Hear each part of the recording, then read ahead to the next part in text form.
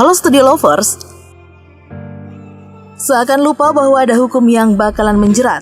Nyatanya, masih banyak pejabat di tanah air yang terseret kasus korupsi. Nah, pada dasarnya nih, masyarakat tidak begitu terkejut dengan kasus korupsi yang acap kali dilakukan oleh oknum pejabat publik. Jika dilihat data Komisi Pemberantasan Korupsi atau KPK, lembaga ini telah menangani sebanyak 1.351 kasus tindak pidana korupsi untuk periode 2004 hingga 2022. Data ini belum ditambahkan dengan kasus yang terjadi sepanjang tahun 2023. Nah, di antara data tersebut, berikut ini deretan pejabat publik yang akhirnya berhasil diciduk oleh KPK. Yuk kita singkap beritanya melalui video berikut ini.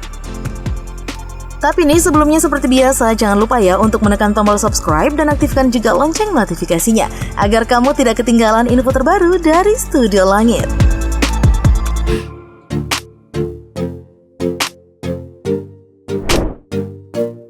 Yana Mulyana. Studio Lovers, Wali Kota Bandung, Yana Mulyana ditangkap oleh KPK dalam operasi tangkap tangan atau OTT pada hari Jumat 14 April 2023 lalu. Yana diduga melakukan tindakan korupsi dalam pengadaan CCTV dan jaringan internet dalam program Smart City Kota Bandung.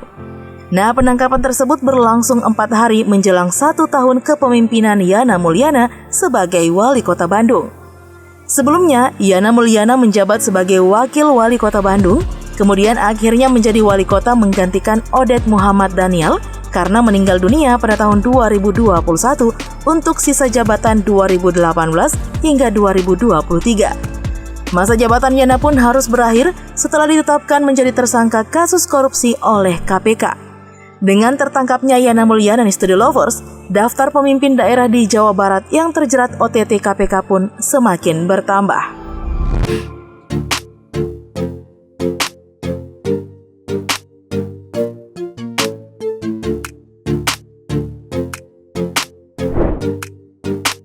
Ricky hampa gawat. Studio Lovers, Februari 2023 lalu, lagi-lagi kasus OTT menerpa Bupati Mamberamo Tengah, Ricky hampa gawat. Setelah buron 7 bulan, tersangka kasus suap proyek pembangunan Mamberamo Tengah ini akhirnya dibekuk oleh Polda Papua. Ricky merupakan Bupati Mamberamo Tengah 2 periode. Jabatan pertama di era Presiden Susilo Bambang Yudhoyono sejak 25 Maret 2013 hingga 25 Maret 2018. Ia kemudian digantikan oleh pejabat Bupati Ricky D. Ambrau untuk ikut pilkada Bupati selanjutnya.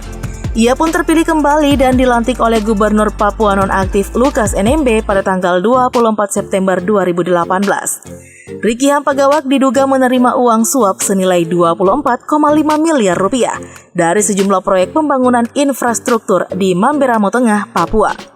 KPK menyatakan Ricky menerima uang suap dari 3 petinggi perusahaan yang menggarap proyek infrastruktur di wilayahnya. Ketiganya pun telah menjadi tersangka dan ditahan oleh KPK.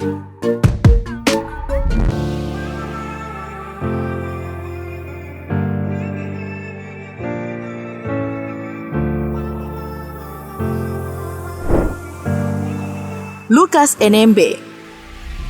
Studio Lovers, Gubernur Papua nonaktif Lukas NMB ditetapkan menjadi tersangka kasus suap dan gratifikasi pada tanggal 14 September 2022 lalu. Namun, penangkapan dan pemeriksaannya baru berhasil dilakukan oleh KPK pada hari Selasa 10 Januari 2023. Nah, Lukas NMB awalnya ditetapkan sebagai tersangka dugaan suap dan gratifikasi terkait proyek infrastruktur yang bersumber dari APBD Papua. KPK hanya menemukan bukti aliran suap 1 miliar rupiah dari Direktur PT Tabi Bangun Papua Ria Tonolaka. Namun dalam persidangan Ria Tonolaka yang digelar di Pengadilan Tipikor Jakarta, terungkap jumlah suap yang diberikan kepada Lukas NMB mencapai angka 35,4 miliar rupiah. Nah, belakangan KPK menyebutkan Lukas NMB diduga menerima suap dan gratifikasi sebesar 46,8 miliar rupiah dari berbagai pihak swasta. Dalam proses penyidikan, KPK menemukan berbagai informasi dan menetapkan Lukas sebagai tersangka TPPU. Lukas NMB pun diduga secara sengaja menyembunyikan kekayaannya yang bersumber dari tindak pidana korupsi.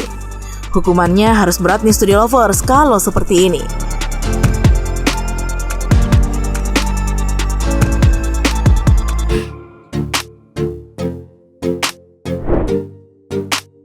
Abdul Latif Amin Imron.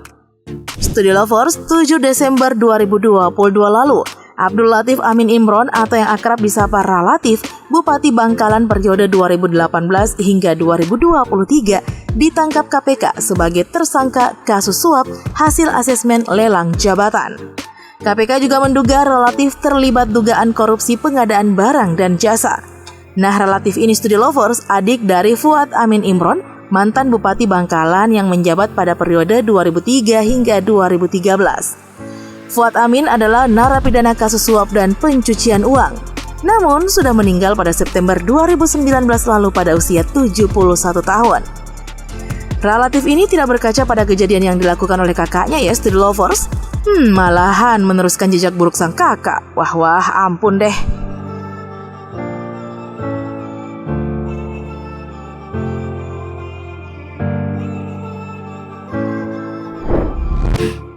Mukti Agung Wibowo. Studi Lovers, KPK menetapkan Bupati Pemalang, Jawa Tengah, Mukti Agung Wibowo dan 5 orang lainnya sebagai tersangka kasus suap jual beli jabatan. Mukti dan 5 pejabat tersebut terjaring dalam OTT pada hari Kamis 11 Agustus 2022 lalu. Dalam operasi tersebut, KPK mengamankan uang tunai sebesar 136 juta rupiah, rekening Bank Mandiri berisi sekitar 4 miliar rupiah, dan setoran uang sebesar 400 juta rupiah. Mukti Agung Wibowo menerima uang suap dalam 2 kesempatan yang berbeda, yakni sebelum pejabat yang memperoleh promosi dilantik dan sesudah dilantik. Jabatan tinggi memang empuk untuk korupsi ya, Studi Lovers.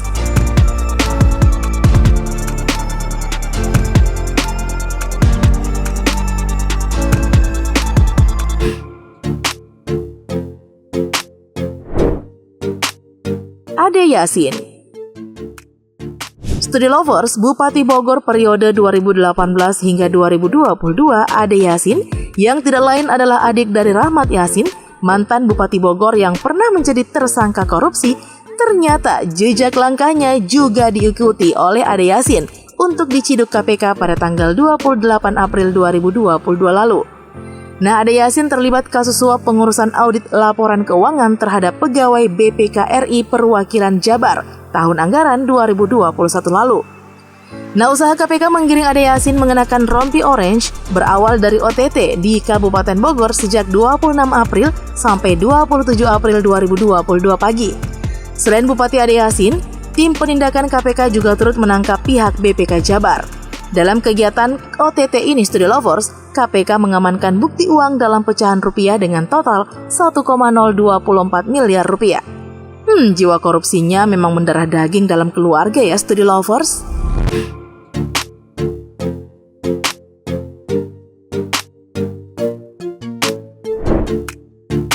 Nurdin Abdullah.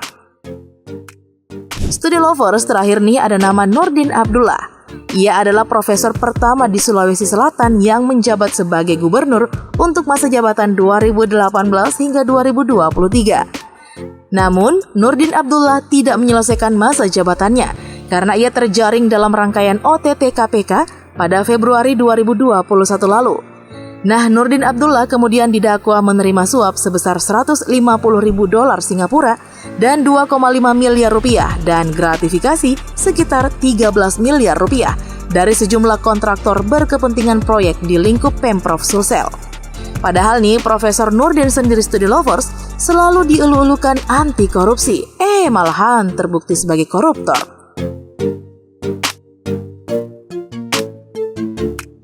Oke deh, Studi Lovers, itulah informasi tentang para pejabat di Indonesia yang terjaring OTT KPK. Siapa lagi nih menurut kalian yang belum masuk dalam daftar ini? Komentar ya di kolom bawah sana. Nah, cukup sekian dulu ya video kita kali ini. Jangan lupa untuk terus mendukung kami dengan cara menekan tombol subscribe, like, komen, dan share video ini. Sampai jumpa lagi di video berikutnya. Bye-bye!